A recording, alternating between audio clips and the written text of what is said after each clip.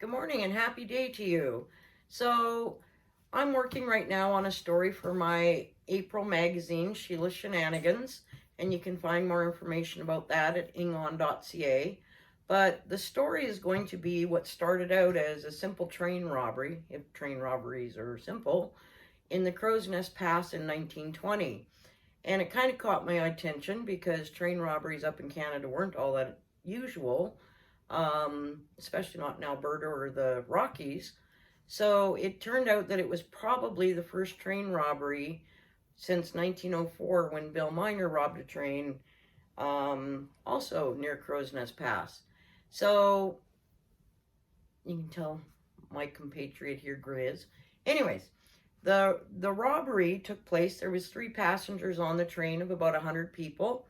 They got close to the town of Sentinel, and all of a sudden these guys pulled out guns. At first the conductor didn't really believe that it was a robbery because they were so unusual, but the one bandit firing a gunshot into the corner of the smoker car kind of changed everybody's opinion really quickly.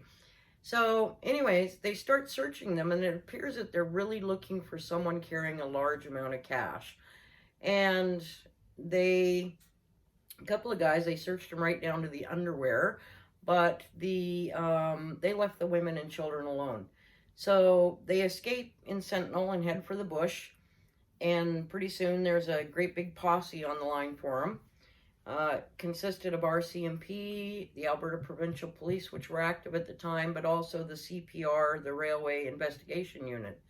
So about a little less than a week later, these guys show up in Bellevue, at least 2 out of the 3 bandits, and the police are notified, and they go in and try to arrest these guys, but a shootout takes place, and 2 of the officers are killed, unfortunately, as well as one of the bandits.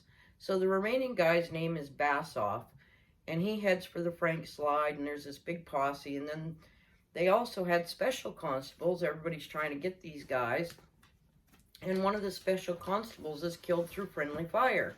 So eventually he's caught, and the story goes on, and I believe it was December he was sentenced to hang.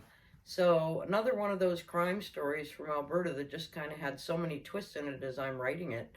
And I'll get into more of it later, but there's a brief overview of a train robbery in the Crow's Nest Pass in 1920. All sorts of interesting Alberta history out there. So you have a great day, and I'll inform you more at another date of more stories, short and tall tales of life in Alberta.